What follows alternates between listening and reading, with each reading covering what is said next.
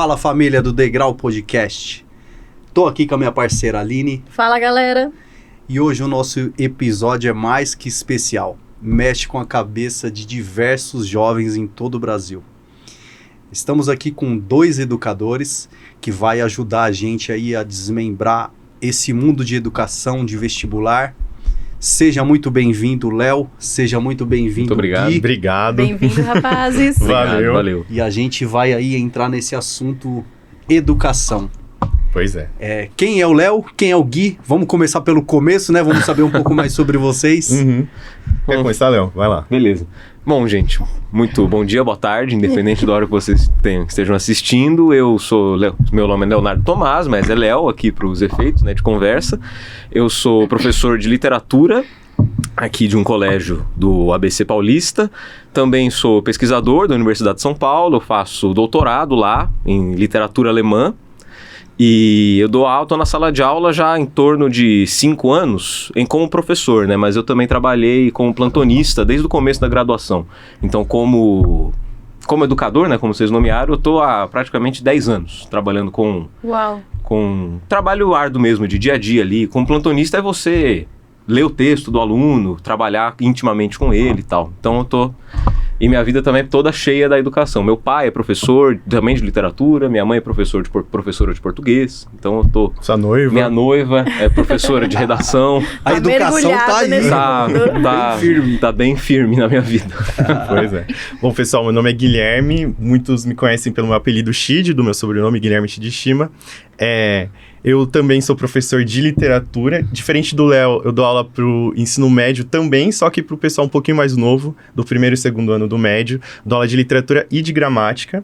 Já dei aula de redação também. E eu tô há pouco tempo, um pouco menos tempo, assim, do que o Léo. Faz o quê? Uns 4 ou 5 anos que eu tô trabalhando na educação. Também comecei como plantonista e agora sou professor faz 2 anos e meio agora. E, enfim... Tem sido uma experiência bem legal. Diferentemente do Léo, meu background, digamos assim, não é de uma família que esteja envolvido muito na educação. Meu pai foi o único que eu conheci, assim, da minha família que terminou a faculdade. Ele é tecnólogo em mecânica. E, enfim, eu fui primeiro a fazer universidade, bacharelado, licenciatura ainda mais específico. E tô aí faz um tempo pequeno, mas já aproveitando bastante. E com muita história pra contar já, Sim, vocês dois, né? Sala de aula é uma história todo dia. Pois é. Que bacana. São jovens, mas é de um currículo... Vasto. Assim, Vocês dois disseram que fizeram plantão? Sim. Isso. Então dá pra dizer que esse é o pontapé inicial? Ou pode ser diferente para as outras pessoas? Pode ser diferente. Mas... Assim, o estágio, né, é uma coisa que geralmente todo mundo faz na licenciatura. Na licenciatura é curricular você passar tantas horas por matéria na sala de aula, entendeu? Sim. Acompanhando o professor e por aí vai. Agora... A forma do estágio varia, né? A forma do estágio varia. O plantonista geralmente é o pontapé no colégio que você futuramente vai dar aula. Exatamente. Entendeu? E geralmente é uma coisa de colégio particular. Isso. Porque fica ali durante o contraturno, tirando dúvidas de aluno, que nem o Léo falou, corrigindo redação, preparando para prova. Então você fica ali meio que assistente. No time de futebol, você é assistente técnico. Assim. Ou a gente Boa. pode chamar de chão de fábrica também. Exatamente. E aí, tem outros que às vezes acompanham durante a aula o professor em alguns colégios. Então Isso. fica uma espécie de monitor, entre aspas, ali dos alunos. Mas isso varia muito. Né? Depende também de cada área da licenciatura. Por exemplo, português, a nossa área tem mais oportunidades de estágio do que em outras. Às vezes o cara, sei lá, é de química, ele tem mais experiência ali na licenciatura, estágios de laboratório, etc e tal. Então vai variando. Nessa parte profissional de vocês, eu acredito que vocês consigam aí ajudar bastante os jovens e a gente vai falar um pouco sobre vestibular. Ainda é um bicho de 7 cabeças? Mudou? Como que tá esse cenário aí de vestibular na visão de vocês, cara? Cara, São outras cabeças, mas ainda são 7. Boa! Excelente. mas eu concordo. O vestibular mudou bastante, eu acho. Ainda mais se a gente for pegar nos últimos 20 anos ali, você tem novos vestibulares, no caso do Enem. Você tem novas maneiras de abordar os vestibulares antigos, a FUVEST, a Unicamp, a Unesp. A Unesp mudou um pouco menos que o restante, mas eu acho que continua sendo ainda um pouquinho uma espécie de mistério para as pessoas, até porque poucas vezes as pessoas têm a oportunidade de discutir de maneira mais tátil, assim, de maneira mais objetiva, material sobre isso. A partir do momento que você vai prestar um vestibular e você começa a entender o regimento dele, como que ele funciona, o que acontece em cada dia, como que a prova é feita, o negócio se desmistifica. Se torna mais objetivo, né? Fica uma coisa bem mais palpável. Você vai treinar pro vestibular já sabendo como que ele é.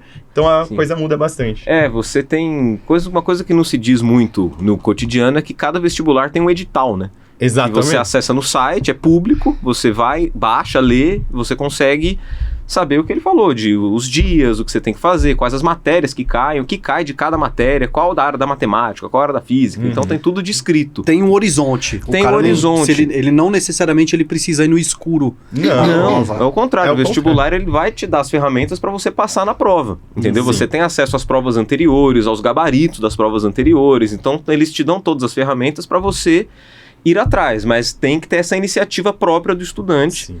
Ou do candidato, como se diz nessas searas, para o cara conseguir desmistificar, conversar com essas cabeças todas. Eu diria que essa é a parte talvez mais importante para um pontapé, é que nem o Léo falou, o edital do vestibular. Sim. Porque os vestibulares, cada vez mais, as instituições que produzem, eles têm mais preocupação em deixar a coisa mais clara possível para o aluno. Transparência. E transparente. Ainda mais quando são vestibulares públicos, ele se leva muito a sério a questão da transparência. Assim, então... você digita lá, por exemplo, no Google, FUVEST, Manual do Candidato, cara, aparece... Primeiro link, um PDF, 40 páginas, tem todos os cursos que você pode prestar, todas as carreiras possíveis que tem essa diferença de carreira e curso nesse vestibular específico, enfim, provas específicas, habilidades específicas. Então, esse ponto de partida tem que ser do candidato. Que aí você desmistifica Primeiro, você fica ali uma horinha lendo o edital, cara, você sabe até os mínimos detalhes da universidade que você pretende entrar. Então... E vocês recebem muitas dúvidas de alunos que, quando você começa a conversar ali e vê a dúvida, você percebe que ele não leu o edital? Nossa, totalmente. Todas as vezes. A maioria não leu o edital? Não, a maioria não sabe que o edital existe. Exato. Entendeu? E isso é muito triste para a instituição que produz, eu imagino. Porque essa coisa de você ver a instituição pública como uma coisa misteriosa, né, complicada, enquanto, na verdade, os documentos, eles são públicos. Tá no nome, né? Então, basta você saber que existe e ir atrás. Sim. Então, não é em janeiro que você vai ter o edital do ano, mas antes da prova, você tem do ano passado e muda-se pouco de um ano para o outro. Uma coisa que é importante, eu acho que inclusive cada vez mais os professores fazerem, é porque, por exemplo, a gente tem eu considero pelo menos um pequeno problema no nosso ensino médio, que ele é muito voltado para o vestibular. Então, às vezes, o fim do ensino médio, ele não tem um fim em si mesmo, ele tem um fim no processo de te levar para o ensino superior. E sendo ele um organograma que funciona desse jeito, eu acho que é às vezes uma falha você não apresentar esses editais para os alunos logo no primeiro ano do ensino médio. Eu acho um pouquinho. Se a proposta é passar no vestibular, tinha que ter oficinas de ler, apresentar. De escrita também. Isso. Tudo que envolve esse cenário, né? O que acaba fomentando bastante depois esse mercado de cursinhos pré-vestibulares, né? Que acabam tendo essa abordagem para os alunos que é bastante mais direta em relação ao vestibular. Com uma prova que existe, está na sua frente, ela não é uma ideia em abstrato, etc e tal. Talvez seja... talvez seja... me fugiu a palavra. Talvez seja de propósito que não tenha os editais durante o ensino médio, para ter o cursinho oferecido depois. Eu não sei se é tão fundamental assim. O cursinho acaba existindo porque você tem a dificuldade de passar na prova, mesmo lendo o edital. Eu acho que é o oposto. A deficiência do ensino médio... eu iria por aí. Trouxe os cursinhos. Alguém percebeu essa deficiência e criou o cursinho. É uma via de mão dupla, porque não é só a deficiência do ensino médio, também é a questão da competitividade dos vestibulares. Isso. Você acaba tendo que treinar para essa maratona. Exato. Entendeu? Porque às vezes o vestibular é difícil de passar, nem só porque você não é um bom aluno. Isso a gente vai falar também, né? Porque... isso é importante. Porque também, às vezes, existem muitos alunos prestando para a mesma vaga. Então, tão bons quanto. O vestibular, ele é um processo primordialmente excludente. Ele não é de incluir pessoas dentro da universidade. Ele é para selecionar pessoas. Tirar pessoas de fora, né? A régua é muito alta, né? Dependendo do vestibular, né? Do vestibular, do curso, né? Medicina tiveram algum... Esse ano eu não acompanhei de perto os candidatos vaga, mas em ano passado, na FUVEST, coisas desses vestibulares públicos, era mais de 200 pessoas para uma cadeira na sala de aula. Então você tá fazendo a prova, você tem que ir melhor que 199 pessoas ali que também estão fazendo. Então esses processos acabam vendendo muito cursinho, por exemplo. E enfim, ainda mais quando você tem algumas nacionalizações de prova, como o Enem, por exemplo, eu acho que o Enem abre muita margem para isso. E, tipo, cada vez mais você tem uma glamorização em cima da parada e uma especificidade dos profissionais para lidar em cima só dessa prova. Vende muito cursinho online, essas coisas. Muito. Por falar em Enem, essa é a principal ferramenta hoje, uma das principais ferramentas hoje de chegar no ensino superior. Sim. Ele cumpre bem esse papel? Depende de quais papéis. A gente tem que... O Enem tem dois momentos, né? O Enem, ele surge como uma prova, um provão geral para aferir a qualidade do ensino médio no Brasil. O Enem, a sigla é Exame Nacional do Ensino Médio. Exame Nacional do Ensino Médio. Então eu não sei a data exata, mas teve um momento em que ele se torna um vestibular. Tipo, o Exame Nacional do Ensino Médio, em tese, é uma coisa, vestibular é outra. Sim. Entendeu? Então, tem naturezas diferentes essas provas. Então, o Enem surge como um exame para aferir, para medir a qualidade do ensino médio no país. Ele tem um fim em si mesmo, né? Isso, fim em si mesmo, e não te inserir na universidade. Foi se tornando esse filtro.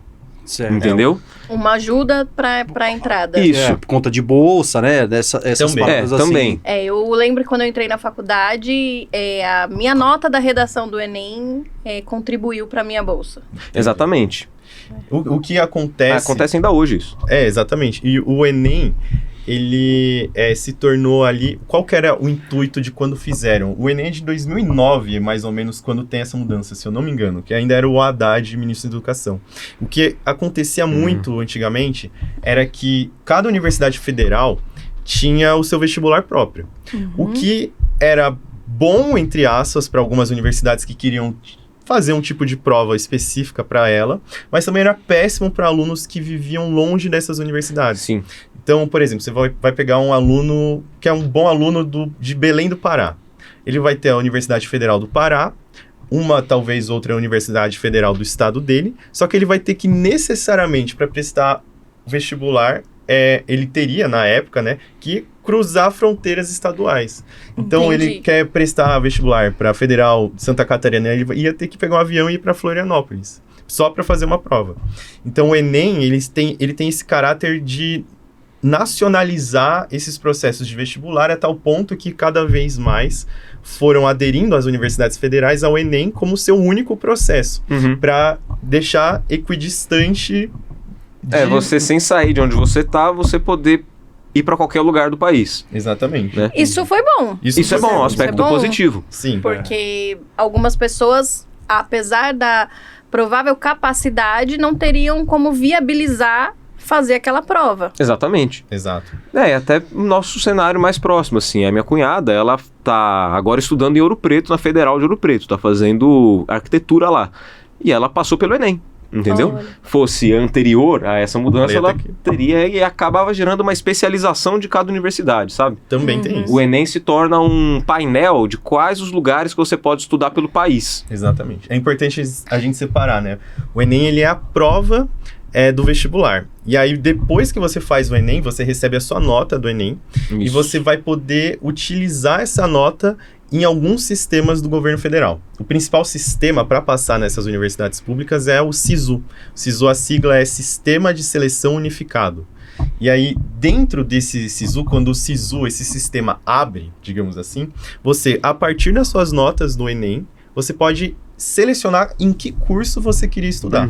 Então, por exemplo, eu estou aqui em São Bernardo do Campo, eu tirei 750 no Enem, eu queria muito fazer engenharia na Federal do ABC. Aí eu vou lá, procuro engenharia na UFABC e coloco lá como minha primeira opção. No SISU você pode colocar 2 opções que você gostaria de cursar. Uma primeira, em primeiro lugar, sua prioridade, e a segundo lugar. E isso é, digamos, a finalidade do Enem que a maioria das pessoas utilizam. Você também tem um ProUni, que você consegue pegar bolsas em universidades particulares a partir da nota do Enem e as suas questões sociais ali, que você vai comprovar, etc e tal, né? Então, para alavancar estatísticas da educação, que era o projeto do Lula 1 e 2, né, o Enem foi essencial para conseguir o ingresso de camadas sociais que não faziam parte da universidade. Sim. Até muito recentemente, coisa de 20 anos, menos de 20 anos atrás, né? E o Enem também tem um componente nesse processo de, entre aspas, democratização do acesso ao ensino superior, que é a própria formulação da prova. Eu acho que ela se afasta bastante dos outros vestibulares que a gente tinha de federais, quando eram vestibulares próprios dela. Se a gente pega exercícios mais antigos, a gente sempre repara que eles são mais conteudistas, às vezes. Mais específicos, assim, exigem uma aula muito especializada para você conseguir fazer o exercício. O Enem é um estilo de prova totalmente diverso, por exemplo, de uma FUVEST. Sim. De uma Unicamp até mesmo. Mesmo com esses 2 vestibulares, o FUVEST e o Unicamp, se modificando ao longo dos anos, o Enem ainda tem um processo de realização da prova que leva muito em consideração, por exemplo, a capacidade de leitura do candidato. Ele é mais democrático. Mais isso do que necessariamente se o candidato sabe especificamente aquele conteúdo. É uma diferenciação um pouco do conteudismo mais puro, do vestibular tradicional, e o Enem, ele tenta analisar a capacidade de interpretação do candidato. Isso. Às vezes ele não sabe o conteúdo especificamente, mas através de um texto que está na prova, ele consegue apreender o conteúdo e utilizar na própria questão. Sim. Então, isso vai levando em consideração outros aspectos do candidato, que não só se ele teve um ensino médio bom. Na visão de vocês acham que esse formato do Enem é justamente visando aí o acesso do ensino público? Sim, sobretudo isso. Tem vocês falaram um monte de qualidades aí sobre o Enem. Na visão de vocês, tem alguma coisa que precisava ser melhorado? O defeitinho. Sempre tem, né? O defeitinho é um defeitão, eu acho. Porque como é um processo massificado demais, ao extremo, o Enem, ele acaba sendo, assim, muitas das vezes, uma coisa que molda todo o ensino médio das escolas. Isso. Então, o problema de você ter um ensino, um exame que é tão nacional desse jeito, é que você acaba tendo um ensino médio que muitas vezes vai se modificando para ser o Enem. Entendeu? Entendi. E aí deixa de ser uma formação cidadã, plural, etc., para formar um cidadão, um sujeito, um indivíduo na sociedade civil, para se tornar um fazedor de provas. Entendi. Entendeu? Então, ele tá passando a bola pra frente, né? Falando, lá na faculdade você se forma. Exatamente. É sempre isso. E aí a parte de formar mesmo, que é na juventude e tal, você tá tendo as primeiras experiências de vida, os primeiros amores, desilusões, etc. Você tá mexendo no barro ainda da vida, você não tá mexendo, a escola acaba sendo que deveria ser um lugar para você aprender a mexer nesse barro, né? Sentir, é o seu primeiro pensá-lo. lugar de socialização? Isso, exatamente. É o primeiro lugar que você lida com a sociedade é na escola. Perfeito. E se a escola se torna um espaço só para você marcar a bolinha certa na prova, você, a escola se torna não um lugar de humanização, mas de desumanização, porque a criança não se desenvolve enquanto sujeito lá dentro. E para além disso, ainda levando em consideração o Enem, acaba sendo que também você tira uma possibilidade de pluralidades de ensino. Isso. Porque, por exemplo, você vai sendo treinado para marcar a bolinha certa, mas você vai sendo treinado para marcar a bolinha certa do Enem, por exemplo. Esse é o principal aspecto. Você não acaba sendo criado para marcar a bolinha certa de várias possibilidades de prova e maneiras como um conteúdo pode ser abordado e cair numa prova. Acaba sendo daquela. Fica engessado. Ainda mais pro interior do Brasil. Aqui em São Paulo a gente ainda tem um pouco mais de pluralidade por conta que existem as universidades estaduais. Paulistas que são muito fortes. São muito boas e que são em maior número até de vagas do que as federais em São Paulo, Sim. eu acho. Então, acaba que o Enem tem menos importância aqui do que em outros estados, né? Dentro dessas provas, ou seja Enem, ou seja vestibular, a pessoa o candidato precisa ter o conhecimento e uma resistência emocional também, porque é uma pressão gigantesca. Sim, enorme. Dicas, velho, pra essa galera que vai fazer ou o Enem ou o vestibular. Sim. O que vocês sugerem aí pra essa galera? Não surtar. Diferente do Chid, eu dou aula pra cursinho também, pra vestibular, aqui em São Bernardo também. Eu tive um caso de uma aluna que ela tá na Unifesp, na Federal de São Paulo, em psicologia, que o campus é em Santos. Ela fez 2 ou 3 anos de cursinho agora, não me lembro a quantidade exata. Mas aí o relato dela, eu tô falando que ela me contou no ano que ela passou. A diferença foi, de um ano pro outro, ela me contou, a Yasmin, que não foi a quantidade de coisas, de exercícios, de listas que ela fez, que mudou de um ano pro outro, mas o aprendizado emocional.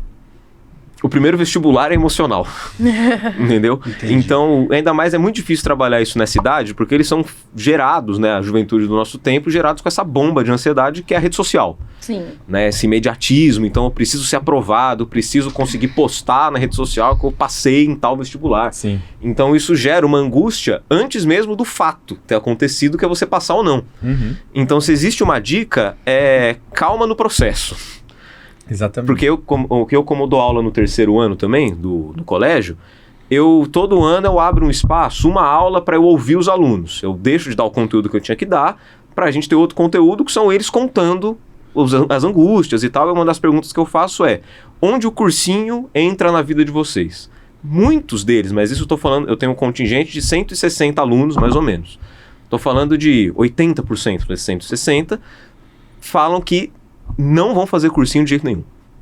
Por quê? Eu falo, mas por que isso? Eles, na lata, respondem, porque isso é fracassar. Exatamente. Olha que peso. Caraca. E eles têm 16, 17 anos. Eu falo, gente, vocês têm 16, 17. Eles acham que tem que passar de primeira. E vocês falando de fracasso com 16, 17, então a gente que tá crescido já era tudo, né? Pode enterrar, porque, nossa senhora. É um imediatismo muito, muito grande. Né? Sim, e aí eu falo que você tem que ter um espaço de você saber que é uma prova difícil, ainda mais variando do curso que você quer prestar. Tipo, eu quero ser médico. Beleza, você tem certeza? Tenho. Então você tem que ter claro que você tem que ter um período de prestar a prova de no mínimo 2, 3 anos. Para você se escolar naquela prova, para você conseguir passar numa boa universidade. Em muitos cursos de medicina, a média de idade de ingressos é 24 anos. Isso. 23 anos.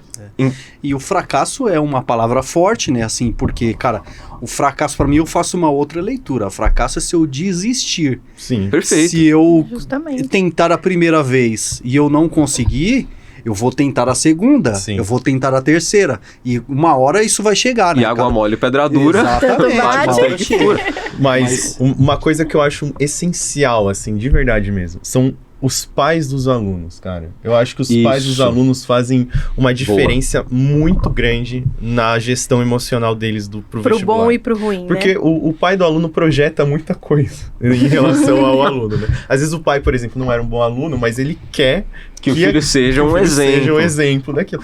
E eu acho que os pais, eles têm que ter essa noção da complexidade, às vezes, da tarefa que um filho dele vai ter ao prestar um vestibular. A gente tem no Brasil uma realidade em que grande parcela dos pais não vivenciaram esse tipo de acesso, por exemplo, à universidade, ou que se vivenciaram foi em um outro contexto que era relativamente um pouco mais tranquilo, talvez. Mas, de qualquer maneira, os pais, eles muitas vezes rotulam seus filhos como fracassados, né? Quando não conseguem de primeira. Ou falam, meu filho, você vai ficar 2 anos fazendo cursinho? Pelo amor de Deus, você tem que fazer alguma coisa da sua vida. Sendo que o cara literalmente tá fazendo alguma coisa da vida dele, pro futuro dele, que vai ser definidor, alguma medida bastante grande, né? Sim. A profissão dele. Entram muitos fatores que até comentam o que a gente acabou de dizer, de uma escola, um ensino médio voltado para o vestibular. Isso eu colhi dos alunos também, que eu abri essa aula para falar. Muitos alunos levantaram assim, meu pai fala que ele pagou para mim o ensino médio todo para eu passar no vestibular. Se eu não passar, eu não vou pagar cursinho, eu vou trabalhar. Ai, meu coração. Entendeu? E são pais, muitas vezes, que têm dinheiro. Sim. Exatamente. E às vezes o pai não... Já mete uma pressão enorme. no adolescente, né? Qual é o problema de trabalhar Né? Por que colocar o trabalho como algo punição. ruim? Exato! A pessoa vai trabalhar dia. Ô pai, peraí, você tá querendo que eu estudo pra quê? Só pra me estudar? Eu não vou ter que trabalhar uma hora, dia. pô. Eu tenho uma filha de 19 anos. E ela foi chegando ali no ensino médio e começa a vir as questões. E aí a gente pergunta, né? Porque a gente tem até curiosidade de saber o que quer, o que não quer. E aí eu lembro que teve em algum momento que ela falou que ela não sabia o que ela queria direito. Ela chegou a falar coisas bem discrepantes, direito ou educação física, né? E aí eu me virei num momento porque eu tive essa sensação, né? Eu saí da escola e fui pra faculdade, direto.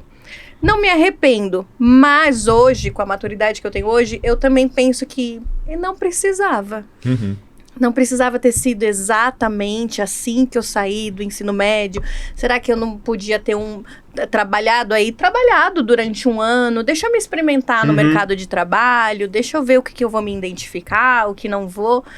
Gostei da minha formação, fiquei satisfeita, mas com a maturidade que eu tenho hoje, talvez se eu tivesse esperado um pouco, eu teria sido mais assertiva na minha escolha. E foi o que eu falei pra ela. Eu falei, quem disse que você precisa terminar o ensino médio e obrigatoriamente entrar numa universidade? Se você tem dúvidas, pare e pense. Vai se experimentar, vai viver um pouco, né? A gente vive também uma sociedade de performance, sociedade de performance para o outro, né? Às vezes a gente, os jovens principalmente, eles aderem a essa mentalidade de seguir um determinado caminho. Por exemplo, eu posso falar da minha história pessoal, que eu comecei, depois que eu terminei o ensino médio, um curso de engenharia biomédica. Tem absolutamente nada a ver com... Professor de literatura. Professor de literatura hoje em dia, tem absolutamente nada a ver. E, cara, a principal questão pra mim, nesse sentido de trocar de profissão, digamos assim, foi a minha família.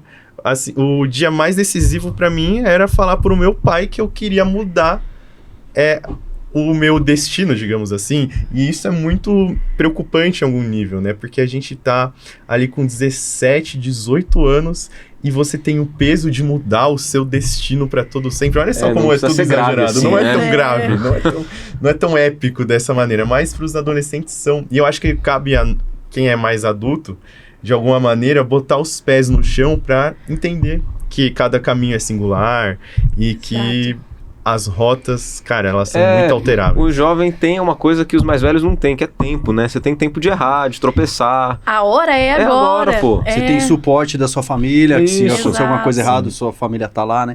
Dependendo do nível que você está já de adulto, é você que não pode errar de jeito nenhum, né, cara? Não entra mais erro. Eu tenho uma curiosidade.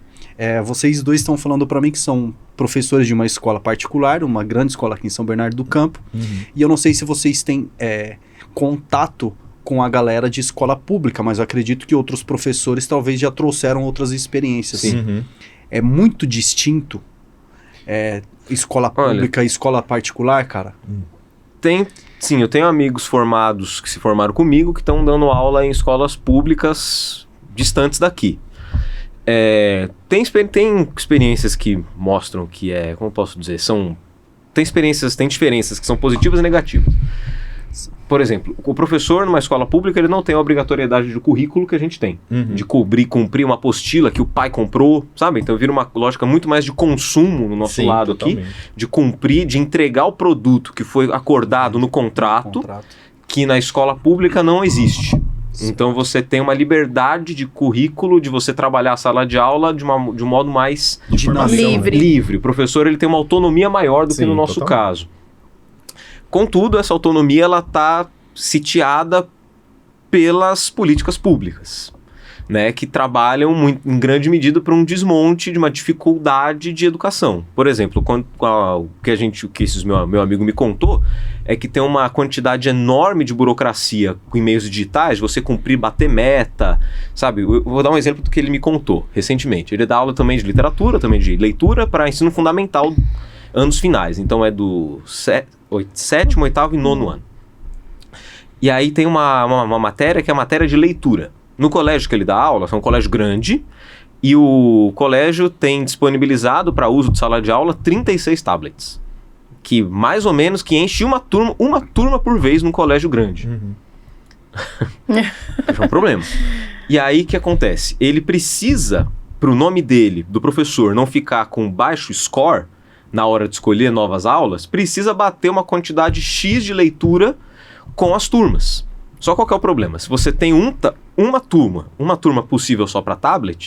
Por vez, então você tem vezes que eu preciso, mas o X já está usando. Então eu perco ponto, não é porque eu não dei aula, mas é porque eu estou impossibilitado de dar a aula que me daria os pontos. Não tem a estrutura. Não tem a estrutura para propaganda que eles fazem. Sim, entendeu? Eles dão a liberdade criativa, mas ali na hora das ferramentas, falta. Eles estancam. Eles põem o garrote ali na hora de você conseguir executar isso. Isso é parte de um problema mais amplo da educação em São Paulo, que é essa plataformização da educação, né? Então, o professor, essa liberdade que a gente comentou, ela está cada vez mais sendo cerceada e até mesmo substituída por esses sistemas online, em que o professor ele quase que vira um tutor para um sistema online em que o aluno vai fazer as coisas no governo do estado. Você precisa marcar um monte de caixinha, um monte de X, assim, que o seu tempo de sala de aula fica completamente comido por essas burocracias que não tem nada a ver com a educação. Exatamente. Nossa. É só para preencher planilha. Perfeitamente. Assim. Então, essa questão de estar sujeito a políticas públicas, eu acho que você acertou em cheio, porque é justamente isso. Não, é um trabalho que depende de uma movimentação extra sala de aula. Eu tive um professor na faculdade que dizia que tem o seu trabalho nessa sala de aula pública, tanto no ensino superior quanto no básico, depende de uma torneira. Exato. De uma torneira dos poderes públicos. Se a torneira abre, você consegue trabalhar tranquilamente. Se a torneira fecha, falta papel no banheiro.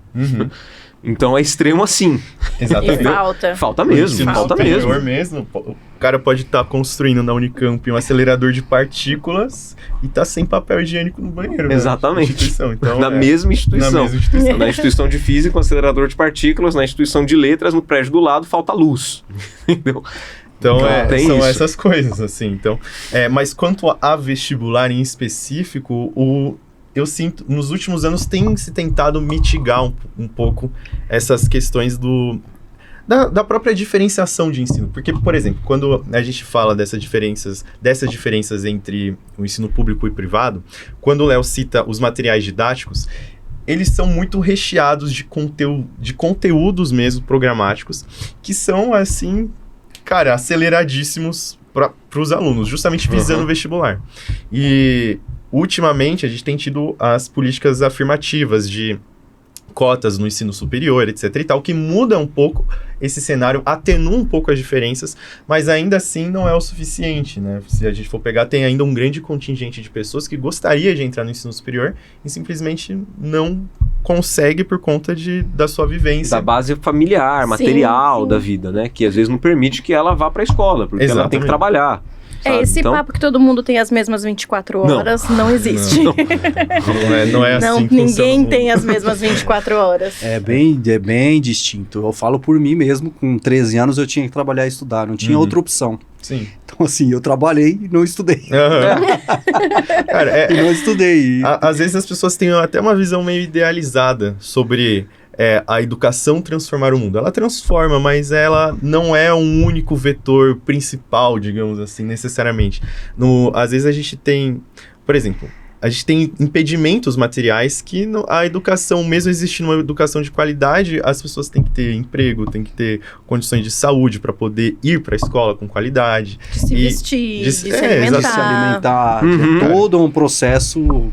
Na escola se fosse não só a vive, educação, né? que resolvesse o país, não é assim. Esse discurso parece que a escola está numa camada separada de todas as coisas, né? Mas ela é onde desagam todos os problemas, inclusive. Exatamente. Como a gente falou, ela é o primeiro local de socialização da criança, do adolescente. É ali que ela vai desaguar tudo. Exatamente. Todas as suas dificuldades. E, portanto, é o ponto privilegiado para você entender todos os problemas sociais, porque deságua na criança, na escola. Exato. Eu acho até interessante, a gente falando de ensino público e privado, a gente até comentar um pouquinho sobre cotas na universidade. Tipo assim, eu acho que as pessoas, talvez, muitos adultos, sobretudo, não entendem como funciona. Tem ainda, eu acho que menos hoje em dia, mas ainda se tem um discurso na internet muito grande de tipo assim, o vestibular tá difícil porque existem cotas para as pessoas. E não é exatamente assim. O funcionamento das cotas, inclusive para você que talvez esteja assistindo e veio de um colégio público, por exemplo, você tem direito a utilizar cotas também.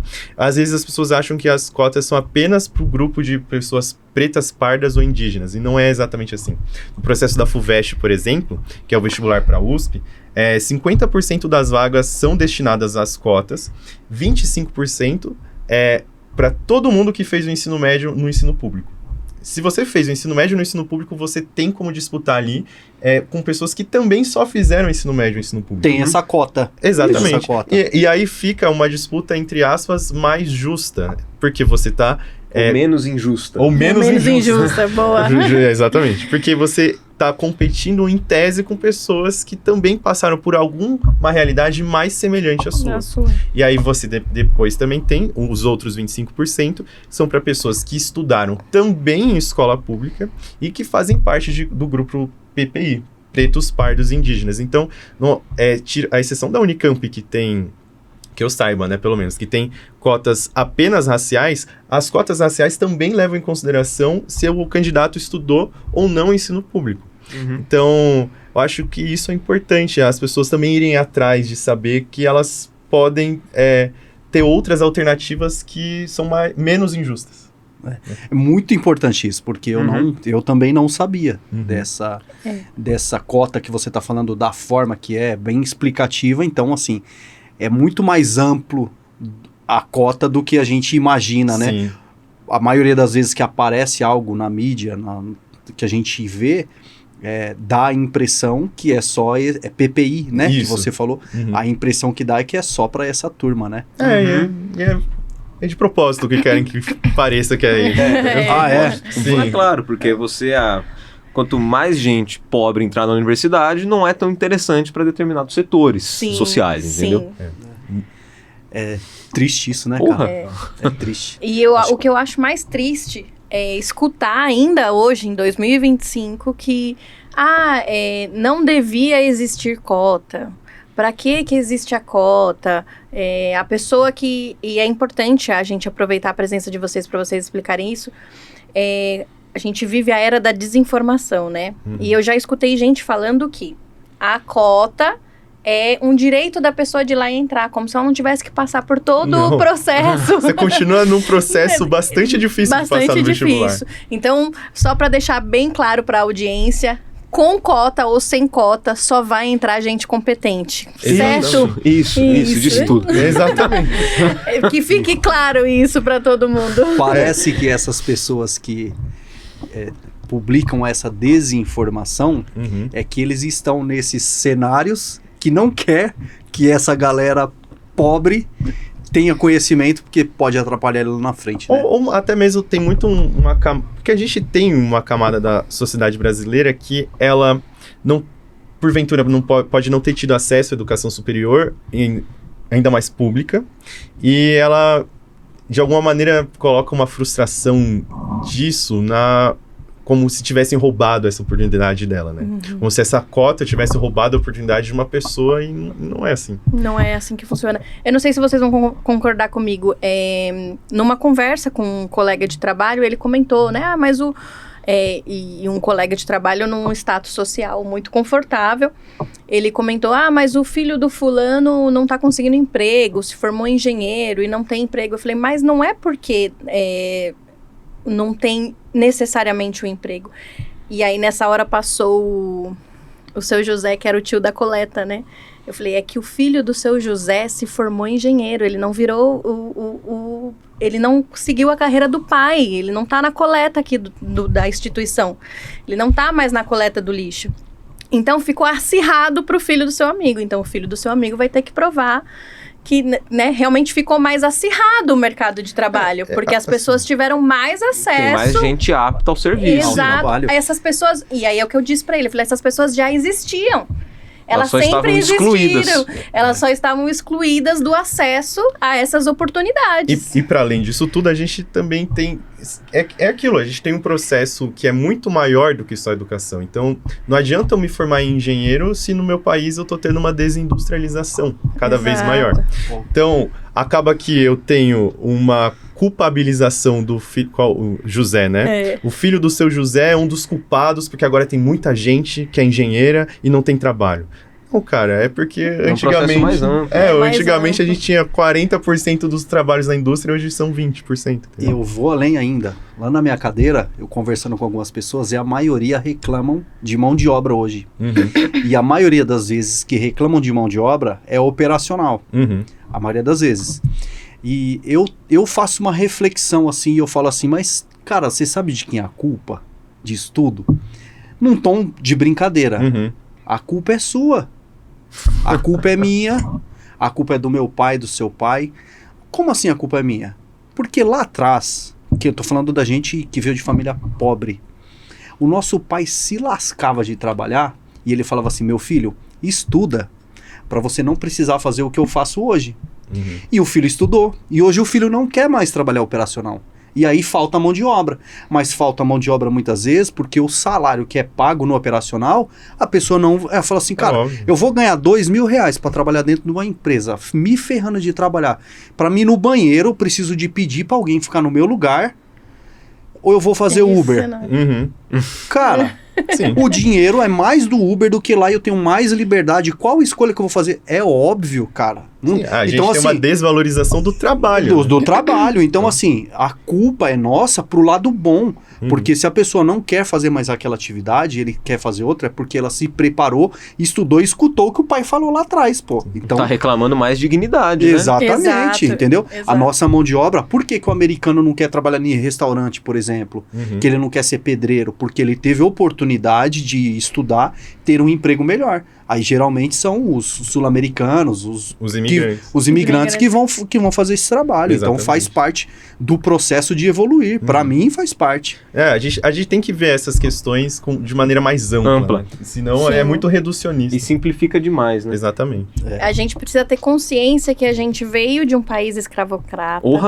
E que... Importantíssimo. E que, dado isso, tá aqui, tá na gente. A gente cresceu nesse meio e não se valoriza a mão de obra. A gente paga pela coisa, mas a gente não paga, né? O cara paga R$8.000 num celular, mas ele não paga 500 para arrumar a tela. O cara compra um celular novo. O cara compra uma casa de 5 milhões de reais e reclama de ter que pagar 300 pro cara limpar a piscina. Esse exemplo é famoso. Isso é caro. E assim, e aí, assim, são fases, né? É caro, reclama de pagar e acha quem faça por mais barato. Exatamente. Mas vai chegar uma hora que essa galera vai falar, mas não vou, não faço, né? Sim. Porque o cara entendeu o valor da mão de obra dele, falando de jeito e maneira. Dentro dessas provas aí, Enem, vestibular, como que os professores conseguem ajudar melhor o seu aluno, Nossa. Cara, eu acho é polivalente isso, muita né? coisa. É muita coisa, Porque o perfil do aluno também interfere muito. Você não consegue ajudar eles... Do mesmo jeito. Exato. Não. Montar um padrão e falar, agora eu vou ajudar essa sala inteira. Não tem como. Não, tem os talentos individuais de cada aluno, né? Tem uns são melhores em exatas, outros em biológicas, outros em linguagens. Então por isso que o trabalho de um só professor não basta. Todo trabalho educacional ele é coletivo. E às vezes o lugar de escuta de um professor é melhor do que do outro, um lugar de ação de um professor é melhor do que o outro. Então você precisa construir um aparato coletivo naquela escola. Docente, corpo docente que seja capaz de aparar essa multiplicidade que a sala de aula oferece. Entendeu? Então, a gente também não pode pensar numa individualização do profissional da educação que vai lá e trabalha na sala de aula, ajuda o aluno, que não é esse cara que vai salvar, que vai fazer com que ele passe no vestibular que ele deseja. Sim. Entendeu? Sim. Então professor de literatura, o X, professor de literatura e redação, a gente é igualmente dependente do professor de física, que também depende da gente, e vice-versa. Então fica... Essa engrenagem... É uma engrenagem. Pensando na prova, né, que a prova, cada uma dessas partes conta pontos, é essencial que cada uma dessas partes esteja agindo. Sim. Mas para além da prova, é interessante mostrar que o trabalho educacional, ele tem de vir de uma forma coletiva, ele não vem de outro lugar. Pensando até para além da sala de aula. Quando a gente quando a gente aprende na vida, na infância, etc., até em outros espaços, não é uma pessoa que nos ensina. Né? É um tio, é um amigo, é um colega, é uma pessoa distante, que você vai extraindo delas coisas que te motivam, coisas que te interessam, que te desinteressam, que te põem para frente, para trás. Então, a escola, nesse sentido, é um microcosmos de todo o cosmos social. E os professores têm que, na minha visão, ser agentes, né, polivalentes, conscientes dessa polivalência. Eu, como professor de literatura, não posso querer imaginar que a minha matéria é mais importante que a do cara de física. O cara de física também não pode imaginar que a matéria dele é mais importante do que a minha. A gente tem que estar a gente tem que trabalhar com as mesmas ferramentas. Sim. Alinhados. Num objetivo só. E isso e parece óbvio do jeito que eu tô falando, mas no dia a dia isso não é isso que acontece. A gente de linguagens eu já ouvi muitas vezes no decorrer do meu ensino, quando eu era aluno de ensino médio, quando também trabalhando em sala de aula, que literatura, português é tudo, aspas, submatéria. Porque matéria de verdade é aquela que você tem que fazer continha. Né? Que é difícil, né? Por que a gente vai aprender português? Eu já falo português. Exatamente. Pra mim, difícil é português. Então essa cooperação ela é muito rara de se encontrar. Totalmente rara. E depende muito de gestão escolar para conseguir fazer com que essas engrenagens se comuniquem. Não fiquem as engrenagens girando sozinhas. Vocês sabem, né? Engrenagem girando sozinha não tem máquina que ande. Exato. Né? Cara, e tem algum aluno de vocês, assim, que superaram diversas dificuldades, assim, de matéria, de que foi puta, cara? Conta pra gente aí uma história legal de algum aluno. Cara... Quem é você, o seu? Eu ia falar do Juan. Fala, eu vou depois. O Juan, eu tenho um aluno que eu trabalhava com ele quando eu era plantonista de redação. E, cara, esse menino, ele era muito inteligente mesmo. Desde sempre muito interessado em, principalmente, humanidades, assim. Só que, pra escrever, era um parto gigantesco. Tipo assim, ele não conseguia se organizar no pensamento, na estrutura dele de linguagem mesmo. Então, ele tinha muitas ideias para colocar numa redação, só que ele não tinha a organização necessária, ele não tinha, às vezes, a clareza necessária para se expressar e tal. E ele foi um aluno, cara, que me surpreendeu bastante, porque ele, em determinado momento, assim, março, abril, ele começou a aparecer na minha sala de tarde no colégio, pelo menos 2 vezes por semana com um texto pronto para eu corrigir, falar com ele a respeito de textos e tudo mais. E ele foi um aluno que ele se interessou pela língua, indiretamente, ele se interessou por como me expressar melhor. E aí, eu lembro até hoje que eu dei para ele um livro, Raízes do Brasil, do Sérgio Buarque de Holanda. E porque ele gostava muito de história. A gente estava discutindo um tema, eu falei, cara, lê esse livro aqui, vê como que esse cara, ele consegue construir o pensamento dele de maneira organizada. E o Juan foi um cara que, depois que ele leu esse livro, depois que ele, você recomenda um filme pro aluno, o aluno vai atrás, ele começa a assistir vários outros filmes, por exemplo, ele se tornou tão claro no que ele gostaria de se comunicar com os outros, ele conseguiu botar em prática todo aquele processo, mas foi um processo bastante árduo, e ao mesmo tempo eu acho que ele é didático, esse exemplo do Juan, porque às vezes a gente tem essa ideia de que é algo nato do aluno, sabe? Ele nasceu com aquele dom. O Juan, ele nasceu com o dom das humanidades, com certeza. Hoje ele tá fazendo história na USP. E ele com certeza nasceu com o dom das humanidades. Mas ele só tem o dom das humanidades trabalhado nele agora porque ele passou por um processo árduo. Que precisou destravar ali em algum momento. Ele precisou praticar isso. Então, desmistificar esse lugar de que a pessoa é inteligente e por isso que ela passou no vestibular, por isso que ela sabe escrever bem, uma redação da FUVEST. Então, isso é interessante. Não cai do céu, né? Do mesmo jeito que um professor não cai do céu. Um professor é formado também, ele se constrói no papel de professor, né?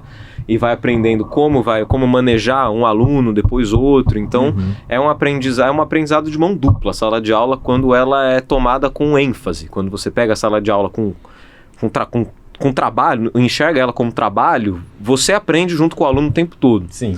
No meu caso, é um aluno que ele chama o Pedro Lopes. Ele é aluno do Chid hoje. Ele é um aluno também, é uma pessoa imensa. Imensa. O Lopes é um...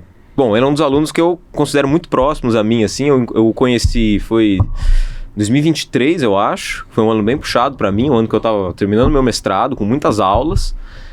E ele era um aluno sempre diferente dos outros da sala, assim, começando por uma questão racial. Um aluno negro numa sala só de brancos. Né? Então ele já tinha essa diferença nítida e várias diferenças de comportamento. Ele resistiu ao aprendizado, ele resistia ao ambiente escolar, porque ele se sentia não integrado àquela engrenagem toda, se sentia um grão que não diluía naquela engrenagem. Ou melhor, que resistia a ser moído, né? O que já dá muito da personalidade dele.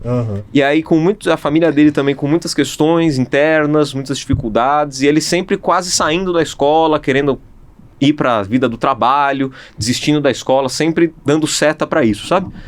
E aí eu sempre que possível eu falava, eu pedia para almoçar com ele, ou ele me chamava para almoçar, e eu falava, não, Pedro, você tem tudo para ser uma pessoa muito bem formada, inteligente, você só precisa dar espaço para essa coisa crescer em você. Você já está tendo uma oportunidade muito diferente de todo mundo da sua família, pelo que ele me contava. Então, mesmo que você não se enquadre plenamente nesse colégio, pega essa experiência da diferença e torne-a produtiva. Se você é diferente, mostra para eles como faz. Legal. Que legal. Né? E o moleque ouviu. E ouviu bem. Agora ele lê, ele aí começa. Eu indiquei livro, filme, música, e ele foi atrás. Um livro puxa o outro, um filme puxa o outro. Então agora ele tá completamente transformado. Ele fala até mais calmo hoje. Bem mais. Do que quando eu conheci. Então não é um caso de aprendizagem de aumentar muito a nota, sabe? Mas é porque eu poder presenciar, ver com os meus olhos, o fruto do trabalho coletivo meu, do Chid também, de ver essa criança ser totalmente modificada pelo ambiente escolar, um ambiente que podia ter matado o espírito dela, Sim. se tornou um espaço para ele, conservando a diferença, sendo o diferente que faz todo mundo dar um passo para trás e falar, pô, esse moleque é esperto. Que da hora. Entendeu? Bom demais. Cara, infelizmente a gente tá caminhando pro fim. A gente tinha muito mais coisa pra falar e a gente vai indo pro finalzinho. Cara, qual conselho vocês dariam aí pra quem vai fazer o vestibular? O maior conselho que eu daria é o do início. Leia o edital do vestibular. Cara, se organize, assim, no dia a dia, em questões mais práticas, assim, a pessoa que melhor te conhece é você mesmo, entendeu? Então, vou dar o meu exemplo quando eu era vestibulando, assim. Eu tinha um tipo de funcionamento que era... Eu fazia o básico em relação a matérias que eu dominava melhor. Aquelas que eu tinha dificuldade, eu me enfiava de cabeça. Por exemplo, eu era muito ruim em biologia. Cara, eu ficava muito tempo da minha semana só tentando entender o que era um carbono, entendeu?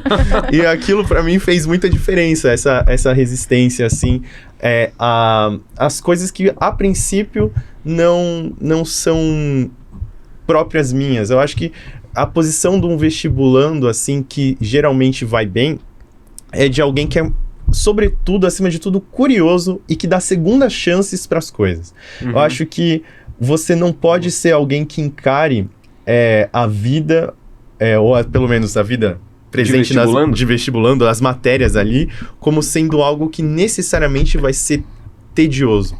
Eu acho que quando, por exemplo, isso é muito interessante, né? A gente tem, às vezes, alunos que passam no ensino médio de maneira absolutamente normal e não aprendem direito um monte de matéria. O cara odiava a biologia, ele faz cursinho e ele vira biólogo.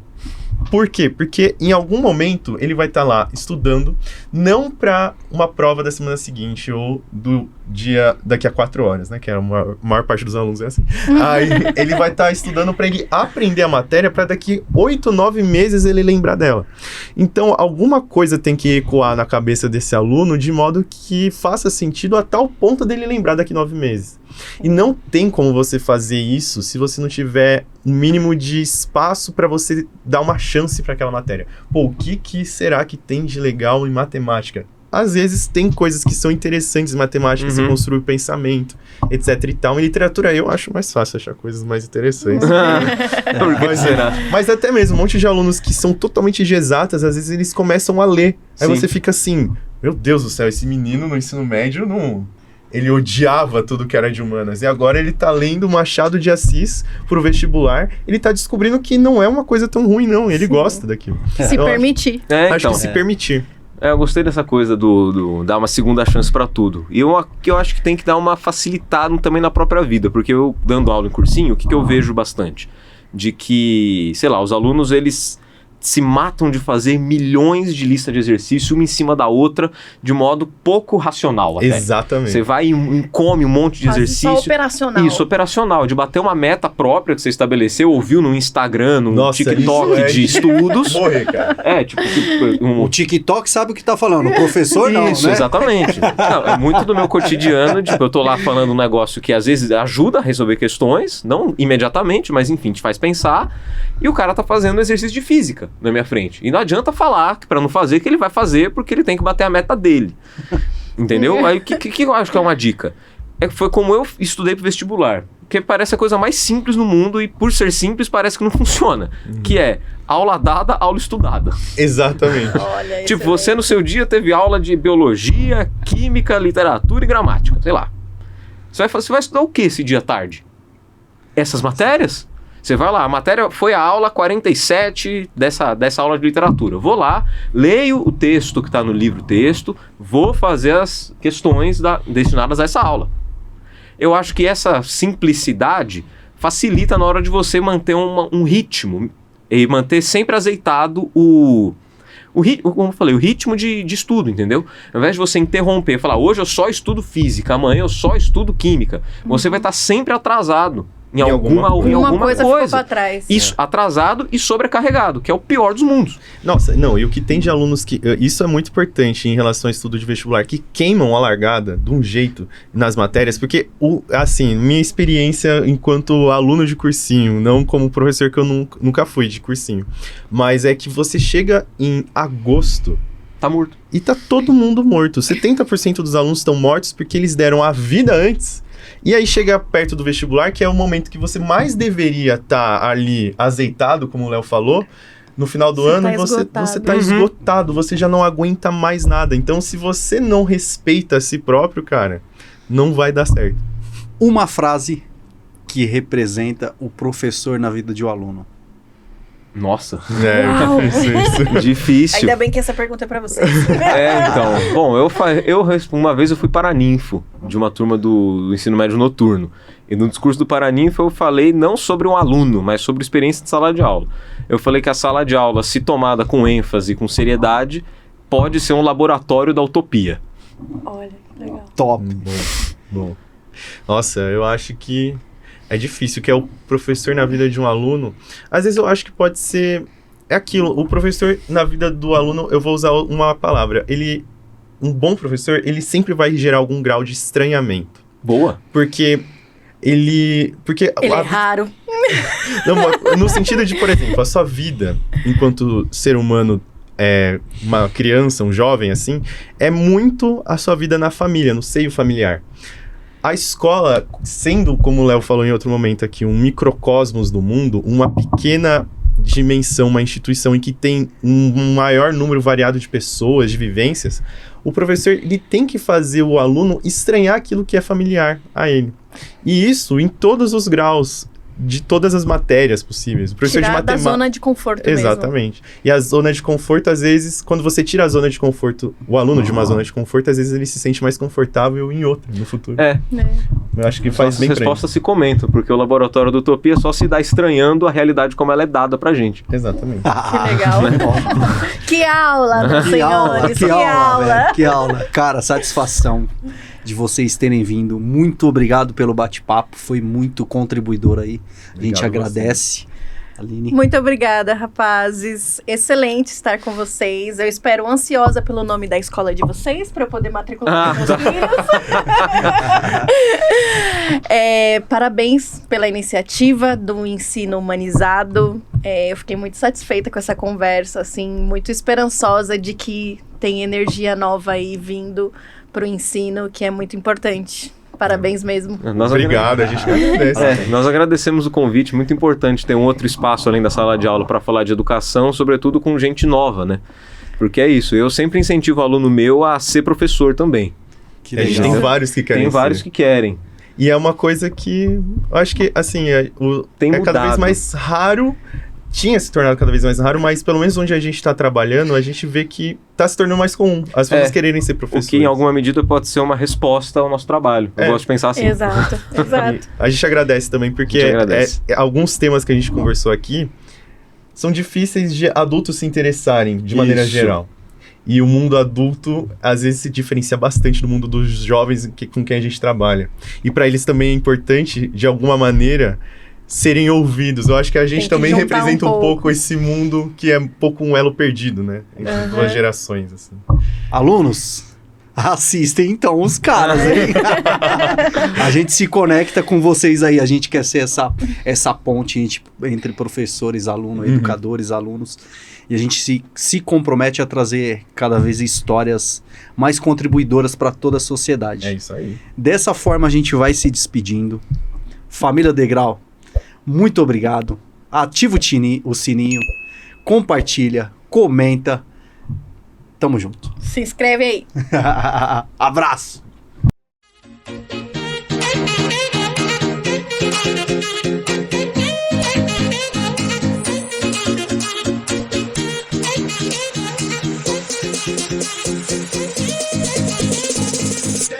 I